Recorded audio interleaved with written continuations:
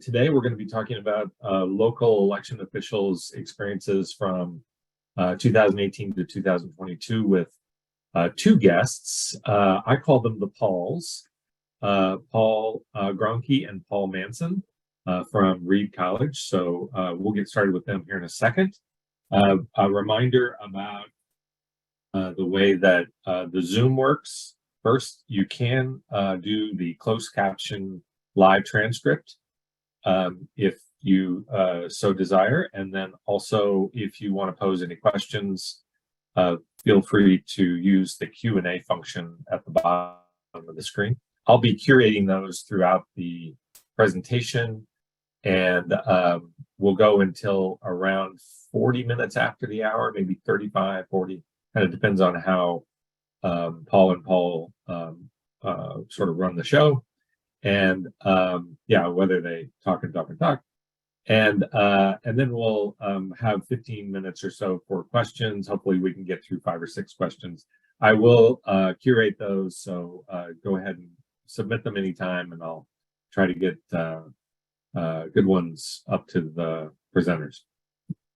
All right, so let me tell you a little bit about our program here at the University of Minnesota at the Hubert H. Humphrey School of Public Policy. We have a Certificate of Elections Administration program. It's a series of courses on elections administration in which we share best practices with current and recently retired elections officials who are real rock stars in elections administration. To complete the program, it's a credit program to get this, but you can take individual courses, sort of learn about the kinds of things you're most interested in. It is completely online, so it's accessible all. And I need to ask, but I think pretty much anybody who has gone through the certificate program has gotten jobs in elections administration or in other kinds of jobs which are sort of related to elections administration. And then I know of several people who have taken classes, individual classes, as existing elections administrators who have really benefited from those classes. So we sort of were sort of available for both constituencies, both people who are current elections administrators who just want to sort of further their understanding of particular areas, and then also folks that want to get into the elections administration profession. You can learn more there at the CEA program at umn.edu. There are a couple of ways to take these classes. One is to do the full certificate program, which is 12 hours, or you can just try out individual classes. And we get a lot of people that do that. In fact, not just people who are in elections administration, but those who are interested in elections. And really, site at umn.edu at HHH CEA. The easy way I always get there is I put in Google HHH CEA. If you do that, press return, it's the top thing that comes up. Here are some current classes. These classes just started on Monday. So if you jumped on it right now and we were able to beg the teachers for their permission, you can still get into those classes. We've got one on voter outreach and participation by Gina Roberts, and then an intro to election security, which is Jennifer Morell. You might remember Jennifer Morell did a presentation. I think it may have been our last presentation here in these programs. And then she was also at our conference along with Paul, which was last month. And then these upcoming classes, we have 4 lined up for the fall. Kelly, the rock star elections administrator from Orange County, who, by the way, he has retired recently, but he's a terrible retiree.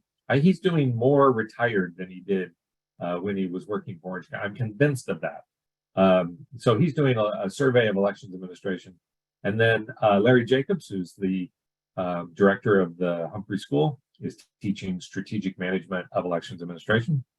That's is taught pretty regularly in the program. He does a fantastic job.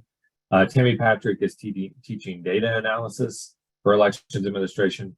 Of course, if you know Tammy, the data and Tammy go together hand in hand. I'm sure that in the course of taking that class. You will see thousands of slides of data because, of course, Tammy is the master of the slide deck. And then Jennifer Morell is teaching the next piece of the election security trifecta, which is the physical security class. So if you're interested in election security, there's one just starting right now, which Jennifer's teaching, and then she's also teaching the physical security class this fall. And I think that's actually mid-semester, so that one starts a little later in the semester. So those are the upcoming classes. Learn more by, again, searching C and HHH together. Learn more about the program. All right, today's speakers are Paul Gronke and Paul Manson. They are both from Reed College, although I hear it on good authority that Paul Manson will be joining Portland State this fall, so he maybe will tell us a little bit more about that.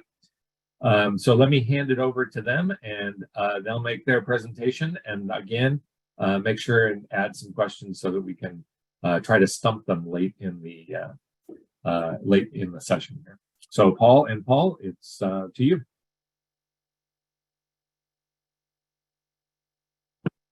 I have to unmute myself, which is hard for a professor to do. Well, thank you so much, Judd, and thanks to the Humphrey School. You know, it was very exciting to be there for the conference a month ago and reconnect with a lot of friends and make some new friends and colleagues. I do want to acknowledge the support of the CEA, the certificate program on election administration, and the good work that you've been doing. We actually met one of your graduates recently on some work we've been doing in the state of Oregon, Clackamas County. I took a nice photo and sent it around to some other people that have been connected to the program. So my work, I've been working on elections, boy, for decades, 3 or 4 decades at this point, but really election administration, like many political scientists, entered this space after the 2000 election when there's this realization that, my gosh, an election doesn't consist of a national result that's announced every 4 years. But as my colleague Paul Manson will speak about more later, elections these days are happening all the time. And the tireless work of what we have called the stewards of democracy is kind of constant. And I do want to also acknowledge their tireless efforts and the dedicated public service of the local election officials and state election officials nationwide. So our work at the Elections and Voting Information Center, we have been conducting a survey of local election officials nationwide since 2018, originally with the support of Democracy Fund. We are now being supported this year by the MIT Election Data and Science Lab. Upcoming events we'll mention a couple times. The 2023 survey is going to be hitting the field in about the next month. So we're letting folks know now. We hope you will take the time to respond. We understand how busy you are. We're trying to slide it in between your busy schedules. And again, we will say a little bit more about the content of that survey in a little bit. The last thing I want to say before I hand it off to my colleague Paul Manson is we're sort of enthusiastic and excited right now because the Election Sciences Reform and Administration Conference just finished in Athens, Georgia. We had wonderful hosts down there, my first time in Athens, and it was wonderful to see. They were bursting at the seams, Judd. We had 150 attendees and a couple hundred watching online. I believe that the slide decks from that event are going to be posted by Metzel in a week or two. So I hope, Judd, you can reach out to some of the attendees and your members and let them know that some of those materials are going to be available. So Paul, you want to introduce yourself? Sure. And Judd, thanks again for hosting us. For everyone out there, Paul Manson, Research Director here at the Elections and Voting Information Center. Like Paul, I came in a little bit later into the elections research space, joining this process in about 2017, 2018. And my background comes from more of a public administration focus. So what I really love about this research is getting to know the individuals who are doing the hard work on the front lines of democracy. And a lot of the pieces that you'll hear about today are exploring some of the dimensions around job satisfaction and attitudes towards administering elections, which is sort of the fun stuff for me. We recently wrapped up a series of qualitative interviews where we had a chance to talk with clerks, and that's the most fun type of research. And to echo Paul's sentiment, thank you for local election officials who are participating in our survey. We added up how much sort of time was donated to us through taking that, and it's a good bit of work. So thank you, and these are the results. So the fruits of your labor are something we hope to share here. So I will share my screen here to make sure all of this works, and I believe we're off and running. So as we said, The title here was originally a presentation that Paul Manson gave at a political science conference a couple months ago, where we began to summarize the results of what are now 4 years in this sort of ongoing barometer of the state election administration. A barometer, we have other barometers. We have the Election Assistance Commission's EVE survey. We have the MIT survey of the performance of American elections. And we also have the local election administration survey, which has been conducted over a number of years. So we're going to start with who are you? Who are they? Who are local election administrators nationwide? Of course, we know 8,000 to 10,000 government officials that are tasked with administering democracy, delivering democracy to 240 million eligible citizens. But there's some other features of local election administrators and state administrators. They have a role, they have some freedom of movement in interpreting and implementing election laws and policies. And that's something that every state official like Judd and local officials, I think, pay close attention to. They are unique. I'll say unique. I'm always worried as a social scientist, is it really unique? But, you know, we've thought about this. Across that 8,000 to 10,000, there are about 60% of them are elected. The other 40% are appointed. Many local election officials, in fact, the vast majority, are generalists, meaning they don't specialize in election administration. Election administration is one of many duties. In fact, one might say, here I'm out on a limb, that the typical local election administrator in the United States is actually dealing with recording duties. And then there are, of course, the diversity of both the state and local settings within the states. As we know, because of the Constitution, elections are in many ways a state authority. And then there's these diversity in local settings.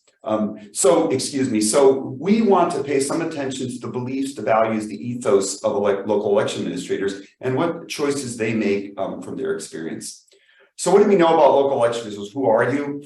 We're comparing here in this chart a very innovative and important set of surveys that were conducted under the leadership of Eric Fisher, who is now retired from the Congressional Research Service. As part of HAVA being implemented, Eric led an effort to do some surveys of local election administration nationwide to see how HAVA impacted their work.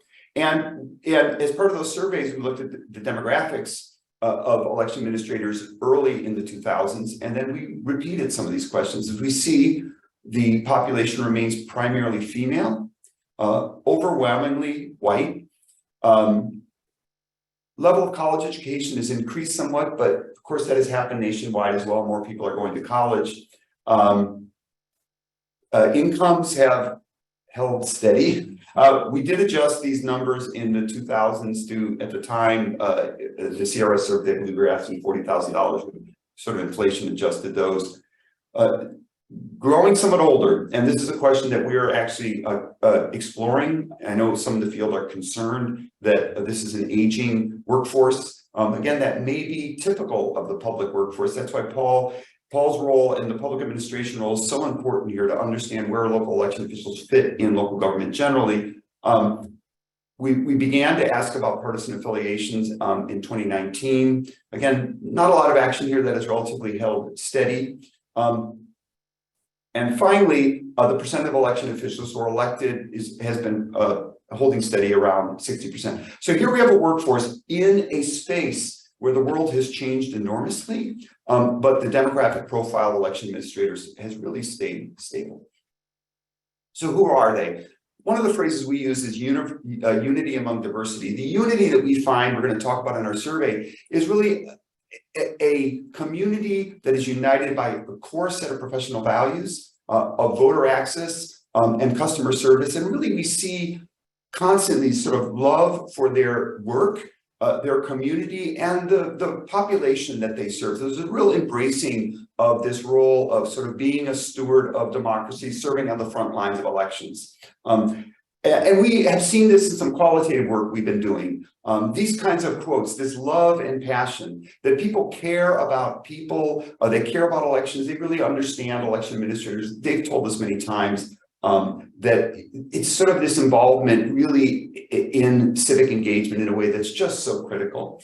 But at the same time, this community varies. I'm going to show you a few slides in a moment here that illustrates that variation. And the takeaway lesson for the audience, many of you know already, but it's one that we We say again and again, we are a broken record on this. When you look at the results of our survey, you need to attend to differences as well as similarities. And the primary dimension of variation for us, the difference, is going to be jurisdiction size. You must pay attention to jurisdiction size whenever you try to understand, characterize, and really evolve and develop the population of local election officials. These disparities are very evident, particularly in staff sizes, workloads, and resources. So I'm going to show you some illustrations of that. I'm going to close on this this first section and hand off to my colleague who's going to dig a little bit deeper into workload. So this is one example. When we look at the percent elected, as I said, 60% are elected, but notice the big difference between the largest jurisdictions where 90% are appointed and the smallest jurisdictions where 65 to 70% are elected.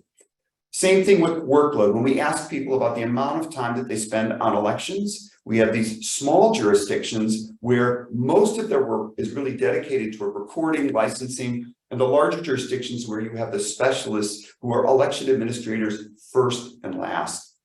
This also comes up in the workload. I'm sorry, in the staffing. So most election offices in this country operate with 5 or fewer staff, and 1/3 of the election offices in this country do not have a full-time election officer. What that means is not that this individual is not fully dedicated to delivering democracy, but rather it's not the bulk of their duties. And so as new expectations and as new demands are placed on these officials, we need to understand so many officials in the country may have to think about how they can adjust to these new expectations, very different than somebody in Maricopa County, a Stephen Richter, or a Dean Logan in LA that has hundreds of employees and specialized staff. This is again a figure that we've shown in many places. 75% of the election officials, 75% of that 8,000 only serve 8% of the voters. We have another 8% that serve 75% of the voters. So navigating this world is just extremely challenging. This is another graph, I meant to cut this. Another visual, I'm sorry, the same, kind of expressing the same thing, the kind of distributional peculiarities, if you can put it that way, of local election administrators. So, you've heard this many times. One of the strengths of American elections is this diversity, but it's also a challenge as we try to figure out how to implement change and implement reforms. Personal and professional commitments, we'll see in a moment, are really strong and common even across this widespread diversity. There's been stable composition at the top of election officials. Diversity has not moved much, even as the country itself has become more diverse. And so I'm going to turn to my colleague, Paul Manson. He's going to talk a little bit about how things are going. And so, Paul, I'm going to talk to you. Well, one of the key questions here we've been really curious about over the past 4 years is how are folks doing in the elections field? And confidence is definitely expressed in the survey, and we try to explore maybe what's going on underneath that. So some of the key dynamics I'll share here are exploring, as Paul was talking about, how the workload is changing, in particular for those offices that provide a number of services outside of just election administration. The other piece that we'll explore is job satisfaction, which we're hearing is high, with some caveats, with some side notes about how we manage work-life balances, funding and space issues. And then finally, the professional norms around a sort of voter-centric perspective, sort of centering their work around the voter experience, engagement, that is also equally high. In the background of all of this, and this is no surprise to anybody, we know that the larger political environment is really a headwind, corrosive. One could even go further into how you characterize it, but this is a real challenge for local election officials. So let me step through some of these and explore the workload first. So as Paul mentioned, a lot of our survey responses have shared with us how many other tasks they perform in their office. So you can think about a small county recorder or a small township election official. This individual might be keeping meeting minute notes for their local government, keeping track of the budget, maybe issuing marriage licenses, managing the community cemetery plot, dog license, really a diverse set of duties on that smaller side of the scale. And so what we've seen overall across all of our responses is a slow increase in the workload. One thing I'll note, I'm going to share a number of slides here that show our sort of time series since 2018 or 2019, depending on the questions. And responses bounce around based on whether it's an even year or odd year, whether it's a presidential or a midterm year, which makes sense. If I ask you about your workload next year, I'm pretty sure most folks will say it's a lot, no matter what, just because of what's going to be sort of on deck for a presidential year. But what we do see here is a trend upward, seeing that more and more of the responses are saying that most or all of their work is election related. And as Paul hinted at previously, this really varies across the size of the jurisdiction. So here, what I'm presenting are 3 bins of the size of the jurisdictions. Those red dots along the bottom are the ones that are interesting to see here for me, because at the top, the green and the blue, these are larger jurisdictions. We expect that they most likely have a dedicated election office, and so therefore, majority of the work will be elections related. Among these smaller jurisdictions, 25,000 or less, what we're seeing is prior to 2020, and it's hard to sort of understand what COVID may or may not have done in terms of this workload. It's definitely part of the backdrop here. But we went from seeing about a third of the work basically being elections related to over half reporting that it's majority or all of their work. So there's a shift going on here in these smaller jurisdictions, which are some questions that we want to explore further, because we also assume there might be less flexibility at that size when it comes to resources, ways to triage work, other staff to lean on. So there may be a little bit less slack in those systems compared to a larger jurisdiction. And that's something we want to keep an eye on as more and more of those jurisdictions are stressed. Again, a couple of pieces have come out from our conversations with local election officials, just sort of the overwhelming nature of the work. In this case, one respondent shared with us sort of just they're scared to step away from the office for more than a couple of days because of what they might come back to. So from even a personal perspective, this workload is really draining.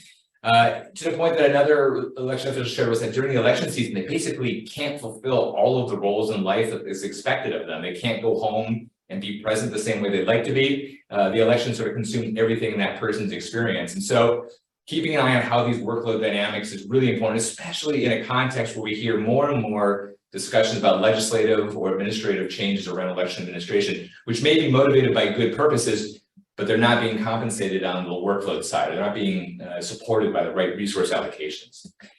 And so what we worry about here is a sudden increase in the workload, especially among those smaller jurisdictions. And another piece that's of concern here is the election season, or at least maybe most importantly for decision makers, the perception has been maybe the election season is short. This is a full-time event. It's year-long, whether it's voter registration changes or whether it's now the added improvements to how we administer elections. It expands that window, whether it's postmarks for mail states going further out, whether it's how we mail ballots, the shift to no excuse absentee balloting. All of these dynamics are shifting when and how elections occur. And so one recommendation we have out of this is that it really needs to be part of any policy decision. What are the impacts on time and resources? Can local election officials keep up with these changes? Or what would need to help them? What could we add in terms of budget or support? The same for us as we go out and send out these emails and surveys that we need to be mindful. So for those of you who are on this call, from a research perspective, we've not yet asked this question. We haven't decided yet whether to, but asking local election officials, how many times are you being surveyed by someone out there? We know it's more than one because we're there, but we hear through the grapevine quite a few. So again, this is from a research community perspective, being mindful of the impact we also have on this space. So let me change gears to things a little bit more interesting here for me, the qualitative side of this, the job satisfactions. So we've heard across the survey that folks really enjoy this work. But there are a couple of key points, and we now finally have 3 years of data to do some comparisons I'd like to share with you today. And these are good stories, but there's a couple of places I think where we say there might be some pause for some concern or things that we should keep measuring going forward over time, is to really see what the impacts of maybe this political environment, maybe this threat environment, these sorts of pieces, whether they might change how folks enjoy this work. So I'll apologize, small print, lots of dots. I'll zoom in on a couple of these. But what you're looking at here are basically folks who are agreeing with each of these statements. So the average response that's agreeing, and that red dash line is 50%. So if we're above that, most folks would agree with the statement. If we're below that, most folks would not. And let me start out by exploring this, one of my favorites here, which is the work gives me a feeling of personal accomplishment. Just a real strong response here across the board. I don't think we see a trend here yet. What's most important to me is that we're above this 3/4 line. Folks love this work. It gives them a sense of fulfillment. And that's really important as we think about how folks may stay in the position, sort of the longevity of their work. We've heard through news accounts and anecdotally that the respect or treatment of local election officials is maybe not where we would love it to be, that there's increased scrutiny. And we asked them then, local election officials, to share with us, is your work respected by your citizens? And do you feel respected by your county or the local officials? So again, not quite a trend line here yet. It's high, not as high as the previous one, but something I'm keeping an eye on is this respect by citizens question. We'll repeat this year in 2023. Hope to repeat it again next year in 2024. And this is the one I would keep an eye on to sort of see whether this perception of local respect is sort of staying stable or moving at all. And the dynamic here is that we may have sort of national chatter around local election officials, but hopefully maybe on the ground in their communities, that's not playing out the same way. And we know anecdotally, talking with local election officials, you all are skilled at diffusing disagreements or concerns on the street or at the front desk. And so maybe this is something that at the local level can be managed well. Another question we asked, and this is a reversed question, so if you see this below the red, that's a good thing. We asked whether the county government does not consult with the office. And so what we see here, again, 75% would be a good answer here, that they are being consulted. So again, this is something that is heartening and something we'll also keep an eye on. Now, let's shift it to the more personal level and something that's one we really want to keep an eye on, especially later on when I talk about leave and retirement from the local election community. We asked about whether they don't feel they can balance work and home priorities. And again, here below the red is good because it's the negative statement. And we're seeing that sort of 75% are feeling then that they can balance work and home priorities. Now, I'm sharing this across all sizes, and Paul warned us right away not to show national averages. So we'll break this out here in a moment, but overall then there's some good news. This other question I love, and maybe it's my perception of the world, is how do you make this question personal? So we asked, would you encourage your own child to pursue a career in local election administration? This might be an opportunity for the CEA certificate folks to understand how to get the second generation through the program.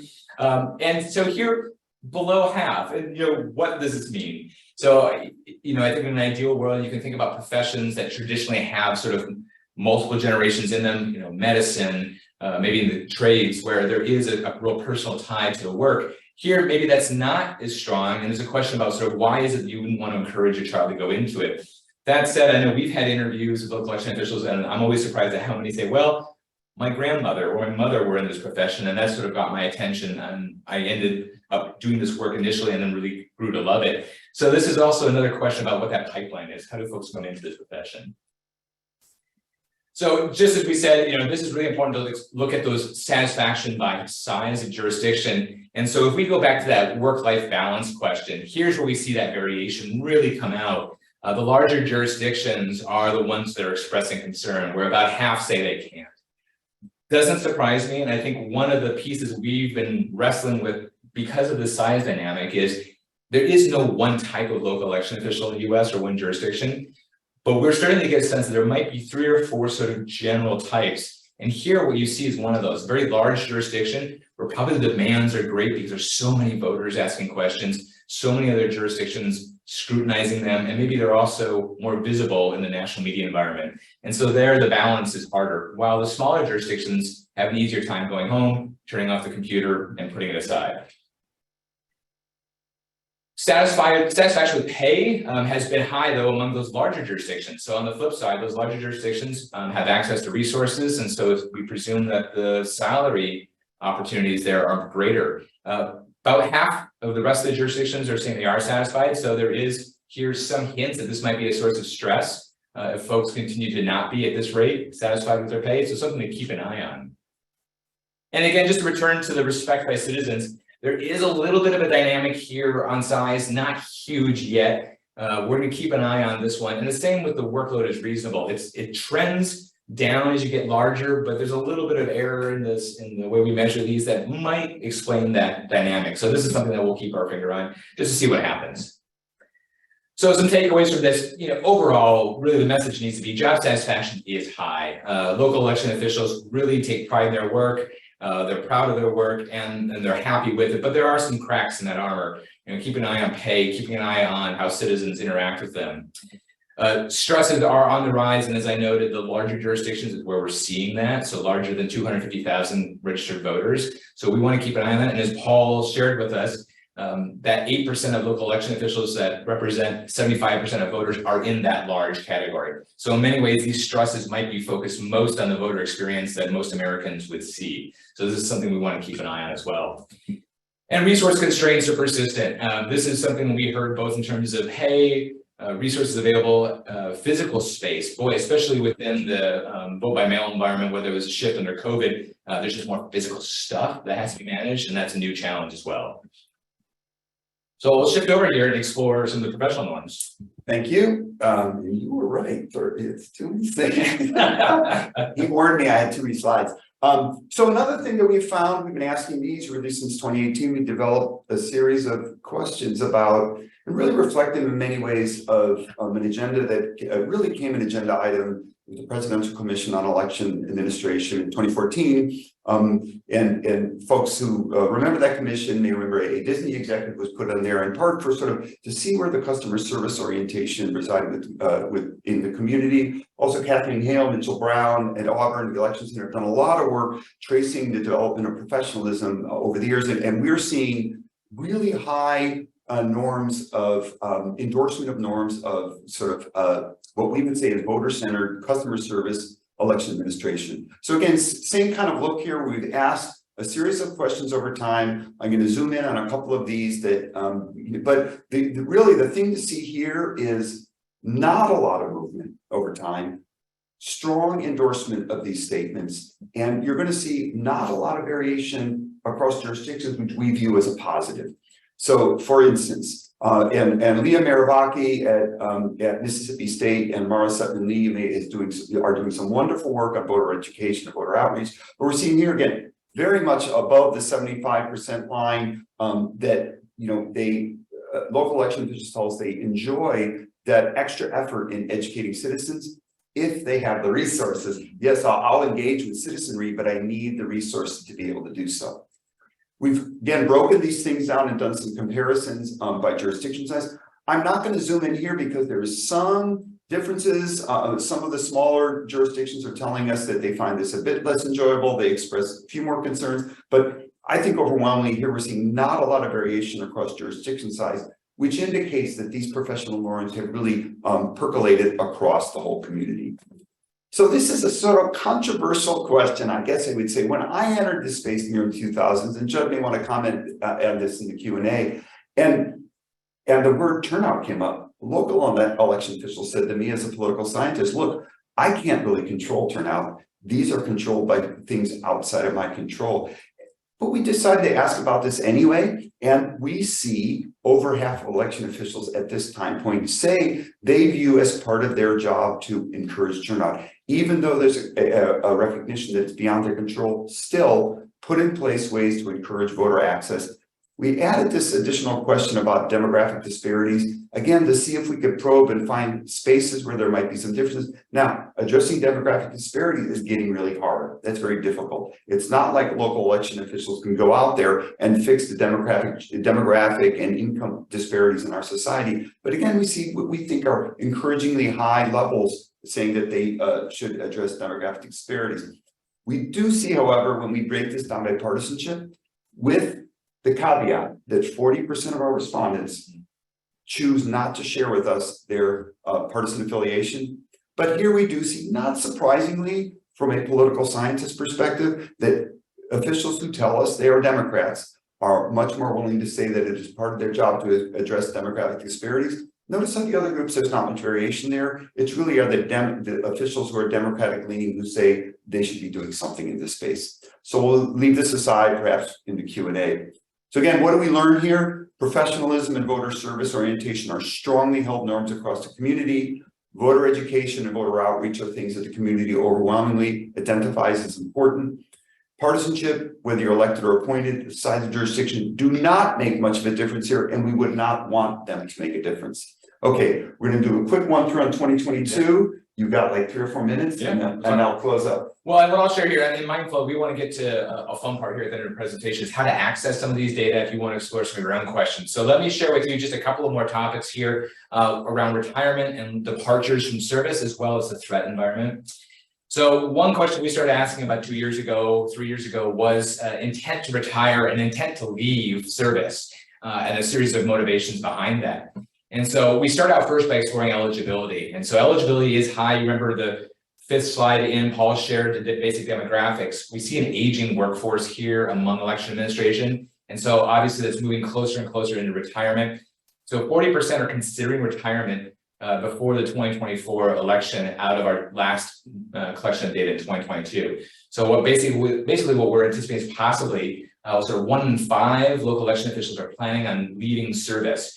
And this has a series of questions about replacements. How is institutional knowledge passed on? Unfortunately, we're seeing some LEOs forced out by county commissions. This is showing up in the news. So the dynamics here are moving rapidly. We will ask this again this year and hopefully next year. But this is a source of worry. It does outpace departures in sort of the normal labor market by at least 2 times. So this is something that's not just a one-off. There's something unique here among local election officials. The stresses are just really getting to folks. On the other side of this question is sort of how do we hire? How do we bring folks in? And what we've been exploring is sort of the challenges around recruitment. One of the pieces we're really seeing is that pay is low, such that the labor market, where your applicant pools are coming from, very place-based. Housing costs are really driving a lot of this. If someone wants to move into a new jurisdiction, the pay has to be high enough in order to buy into that new market. That's a real barrier. We talked with one local election official who noted that their election staff, by hourly rates are paid less than the in-and-out burger across the street. Now, benefits are another part of that package that we need to explore how to communicate that to potential applicants. But part of this is also that this used to be not in the spotlight, not a job that attracted a lot of scrutiny. So if you've got an entry-level individual, are they willing to sort of get an earful in the checkout line at the supermarket when they say they work in elections? That's a worry that we've heard about from local election officials. This sort of public scrutiny is a challenge. The other part of this is how hard it is to really learn this work. Training and education opportunities and things like the certificate program are great. One thing we've also heard from local election officials is this idea, what we talk about in some of the academic circles is tacit knowledge, things that you only learn by doing. And that's something that's been called out in the election space here, that you need a couple of years, 4 years, ideally a full election cycle, then you really know how elections work. And so that's also a barrier in recruitment and developing those folks that we just heard might be leaving service. Also, part of the conversation about leaving service is this worry about threats and harassment. So, it's clear this is something that's happening across the US. There are some dynamics that I'll share here, but 1 in 4 election officials have experienced abuse, harassment, or threats. Most of those are politically motivated in nature versus gender, race, or some other categories that we've asked about. And these do vary. Again, the size story here comes out. So what we're hearing is those very large jurisdictions or greater than 250,000 total registered voters, that's really where the activity is here in terms of threats that we worry about. We see it geographically in the West. In part, that's also where we see larger jurisdictions, just the way jurisdictions were drawn with the expansion of the US over time, the West will have those larger boundaries. So this is something to keep an eye on, especially among those in the larger jurisdictions who are expressing that they can't balance their home life work. They're hearing more threats, and we're hearing more about retirement. So that's a group that then again represents 75% of voters. We want to keep an eye on what's happening there. And this environment we're sitting in is a challenge. We had a conversation with one of the local election officials who was talking about training. I think when we talk about training, we think about how we go through the election steps. And said, no, we're talking about how to do active shooter training, de-escalation training, all of these pieces just to manage who comes in the door and challenges their staff. And so this adds a new series of challenges when we think about what training should be and how we support local election officials. So just a couple of takeaways before we share some of the pieces on the data. Staffing, recruitment, and succession planning are going to be key for moving forward. And so the more that we can have the conversations explore, especially around succession planning, how do we replace folks that are leaving service? And one thing we know, and we've heard both anecdotally and in the survey, is that states, counties, and really state associations can really play a key role in protecting LEOs, either by helping standardize rules and how we apply things like public records requests, if it's sort of a denial of service attack public records request, or helping with recruitment and training, where state associations really can be key. And what we need to do is encourage everybody to play by the rules. This is a bullet point that probably as political scientists, we know this is hard. This is beyond just asking nicely, but the environment here is not one that has been easy for local election officials, where every little decision is being challenged. So we always leave with this, broader message to the policymakers and those that are running for office: stop blaming the messenger. Local election officials are doing the good work, but they're also telling what's happening out there. And so it's the messenger who's carrying this message, but not causing it. With that, one thing I want to share before I hand over to Paul is we are currently getting ready to go into the field of the 2023 survey. So spread the word. If you or a colleague received the survey, we would appreciate hearing back from you. And we are preparing for 2024 as we work on finalizing support for that effort. Our goal is to continue this barometer over time. So, yeah, and the 57 seconds left I have, which is perfectly timed for a homework assignment. Judd is going to be sending out some pop quizzes in a while. What I want to show you just very quickly, much of what we talked about here is available on our website, and I want to show you how you can access this material and do some digging yourself.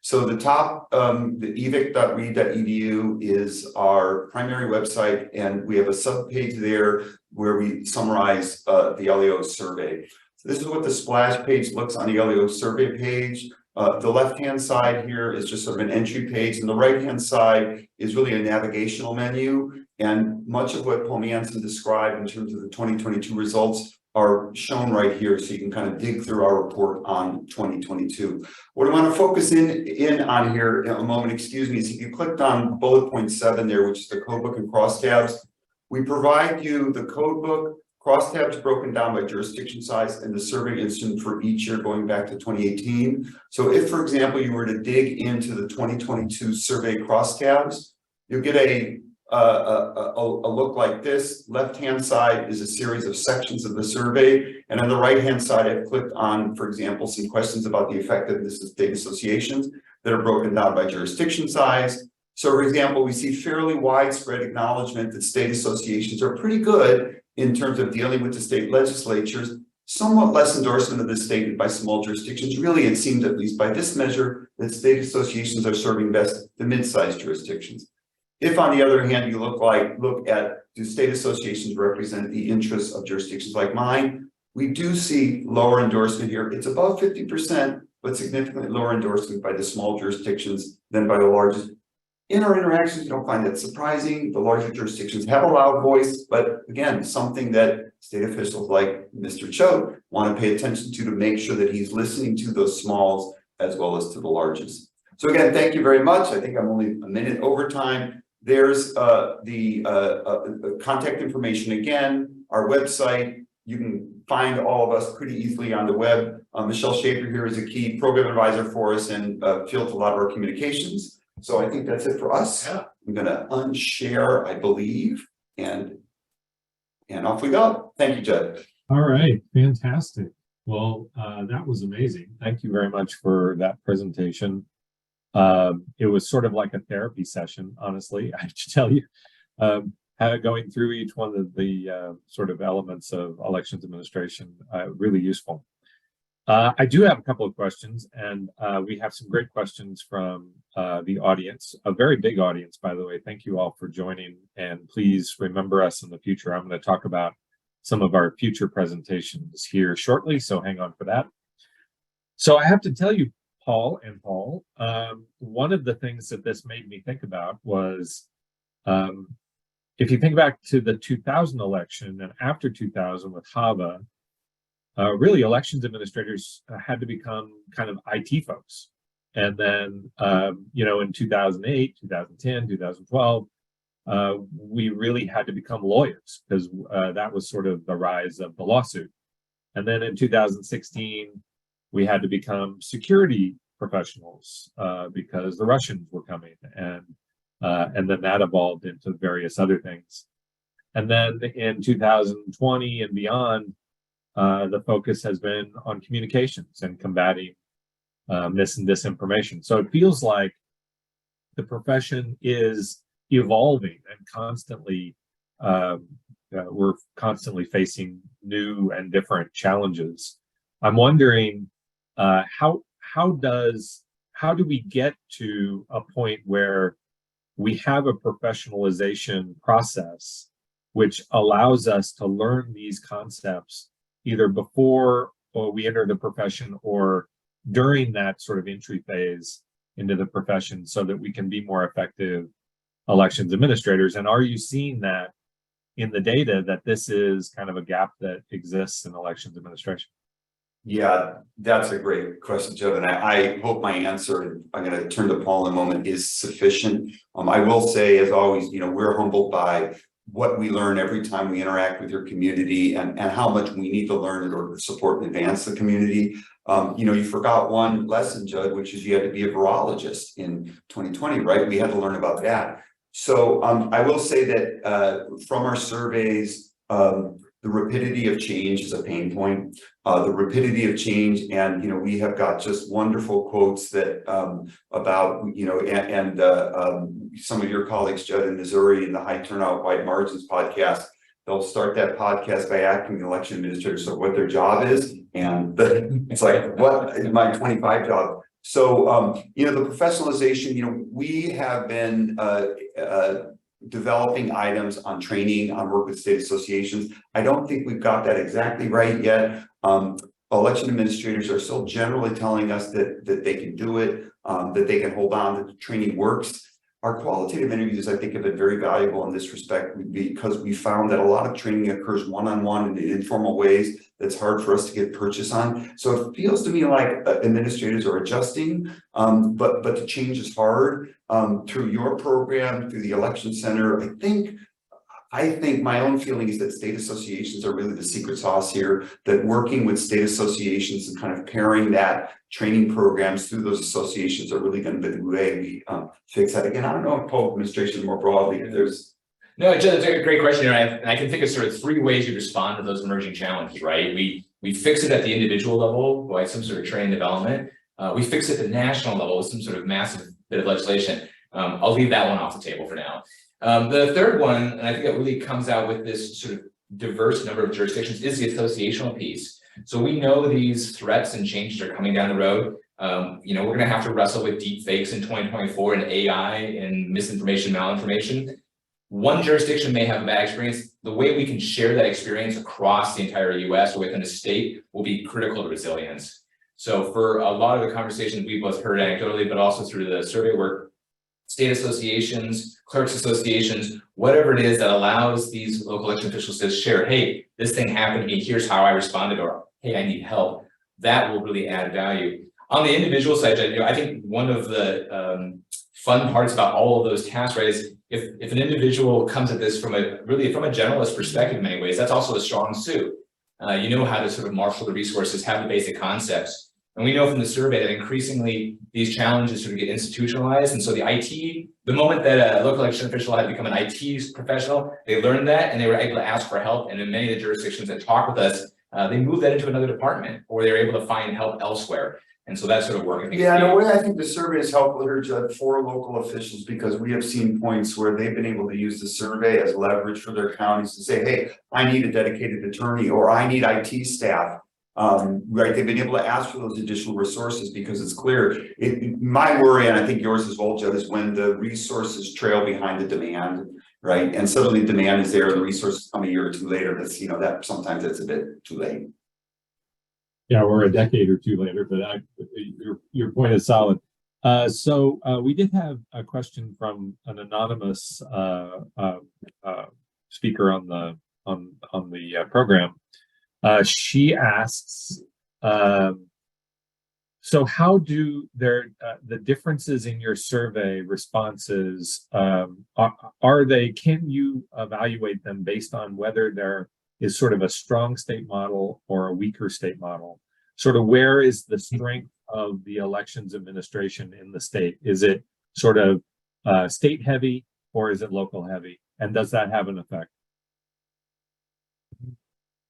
I feel like a professor or maybe a student. That's a good question. We need a graduate. So I don't think we looked at that. Yeah. That's a really good suggestion. We have not. We have discussed a little bit trying to code states as top down and bottom up. I don't know if Tammy Patrick is on the call. There is some agreement and some disagreement about how to code states. That's a really good question. I don't think we have a good answer. No, and one challenge, and this is something we're wrestling with a little bit, is when we get to a state level in our survey, the response numbers do get smaller. And so from a statistical measure perspective, one challenge we have is looking for meaningful differences. And some of that's going to be driven by just the particularities of state organization around these. So The top down, bottom up is good though. yeah, That's a it good is. suggestion. So thank you. Hey, happy to help, although it really wasn't me, it was. We do a CEA student should do this as a project. There you go. I'll put that on the list. All right, so sort of related in part of your answer there was sort of the money factor. I'm curious. It feels like there's more money available now in elections administration. The Department of Homeland Security has Homeland Security grants, JAG money out of the Department of Justice. There's Zuck bucks and outside money. But isn't that really just layering a new responsibility on elections administrators to be, grant writers and go through a granting process? And I worry, I haven't really heard this, but I worry, does this put local governments and perhaps state governments in a position to say, you have access to more money, we don't need to give you as much, you need to go out and get that money yourself? Are you hearing anything about that, and is that a concern? I think what we've heard is, so the first thing is, in light of the pandemic, those infusions were critical. So they allowed for some real creative solutions to help engage for voter turnout, safety and security around an election under a pandemic. In the years that are now going to follow, I think the worry is that that money, isn't even going to be stable. So what can you even plan for? So it means a lot of these dollars work for one-time expenditures. So maybe some new equipment or technology, but increasingly in conversations Paul and I have had, the technology side of this is no longer the problem, it's the staff. And that requires a local or state government commitment, because that needs to be multiple years. You can't just run election offices on temporary staff. So the challenge I think here is, as we have those conversations about funding, one-time injections are great for solving one-time problems. But what we're seeing, especially in some of the states we've worked with, staff sizes haven't changed in a decade, but voter rolls have grown. The expectations on these offices have grown. So what can we do to think about not just one-time injections of support for one-time problems, but address this ongoing problem of staffing? Yeah, and I don't want to, be the academics and we need more information, but I do think we need more information on in this respect. Judd, we have done some comparisons between a vote by mail state located in the mountain region. Oh, it's Colorado, and Oregon. And Oregon has substantially lower staffing levels for comparably sized counties. We believe the reason is differences in the revenue system in Oregon that have the legacies in the tax revolt, that wave didn't splash as hard on the state of Colorado. We had some discussions with Washington as well about how they fund elections. Too much of the election in Oregon appear to be funded by recording fees, which have, and so it's not that they're not doing what needs to be done, but kind of getting that extra bit is being impacted more than we think would be optimal by recording fees. So I think we need to know more about these budgetary flows. I will say that we saw some work at Ezra. There's a forthcoming book, I think later this year, by Martha Croft, Zach Moore, and others out of UNC Charlotte. And they've been able to get some leverage on overall budget and spending over a number of years. So I think that's going to be very important. But Judd, I think at the state level, your level, but certainly at the counties, we need to convey to counties what the expectations are. We cannot have democracy on the cheap. We can't expect these officials to be working 60 or 70 hours a week. So yeah, we can't be pushing unfunded mandates back down to locals, but we need to know a lot more about how states fund these things in different ways. Okay, so lightning round. I've got one more question for you. Jeff Greenberg asks, how can advocates, so people sort of outside of elections administration, use your data to help formulate better public policies related to elections administration? Is there an easy connection between that work and the survey? I think what I would recommend is, we're happy we've been able to share the data on the website. What I would recommend is sort of think about whatever that concern is, whatever the policy request or proposal is. We may have a question that applies that directly. And so that might be a bit of evidence to say, yes, this is a pain point for local election officials going forward. Or you might have to do a little bit of creativity thinking about what might be the impacts of implementing a certain policy. So I know, we here in the West, there's a number of changes happening to sort of how we organize elections, whether that's Alaska's move to ranked choice voting, some of these other pieces across the West. And so you might then want to just look at sort of general job satisfaction or reports of stress in those states and say, okay, we want to make this change from the policy perspective, but we also know we have an implementation environment that is sort of groaning under the existing requests. So as an advocate, what could help alleviate some of those and make some space? And I also just want to underscore here, local election officials always do the job. And so we'll see these proposals, they'll be implemented, they'll do a great bit of work. But what we don't want to do is sort of start pushing folks out the door or causing stress or working 60 hours. Yeah, I think that's right. I think you look at the pain points, Judd, that Paul has already referred to. So if you're going in with a great idea to reform elections in the United States and you feel like your entry point is the state legislature, you can look at our survey and say, look, if I'm going to go to the state legislature, I need to anticipate these concerns on local officials, whether it's going to create unusual time demands, whether there's going to be new technology that's required. There's lots of evidence in the survey about, areas where election officials believe they're doing very well, but areas where they think they need support. And, you don't want to throw a policy that's not going to work. So I think we get a lot of evidence on that. So, yeah, I think there's a lot in there. You got to dig in and see what we've been asking. And the only thing I'd add is for those that are advocates, get to know your local election official. That's the best first stop. Yeah. Good. Well, thank you again. Really appreciate it. Fantastic presentation. Let me remind people what you've been seeing. So this is the presentation from Reed College professors Paul Gronke and Paul Manson on the local election official survey. Really appreciate it. Fantastic work. By the way, if we will have I'll go back to that. We will have a recording of this available on our website. So the CEA website here in the next couple of days. It usually takes us a couple of days to get that up, but you'll see it down at the bottom under webinars. All right, so just a reminder about our CEA program. It's a series of classes you can take to better understand elections administration. There is an actual certificate program in which you need to take 12 hours, but there's also individual classes you might find really interesting. Here's where you find out more information on that program. You can email to ceaprogram@umn.edu to ask particular questions, specific questions. These are two classes that are going on right now. You can probably still get in under the wire. They just started on Monday. Gina Roberts is teaching about voter outreach and participation. And then Jennifer Morell is teaching the intro to election security.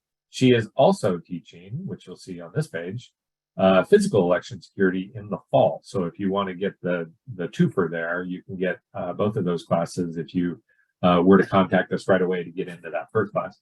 Also this fall, Neil Kelly's teaching survey of elections administration. Larry Jacobs is teaching strategic management of elections administration. And then Tammy Patrick is teaching data analysis of elections administration. So those are all queued up for our fall set of classes. And then upcoming webinars. So I know you've all hung on for this because on August 16th, we will get a presentation from Rebecca Green, who's a professor at William & Mary School of Law.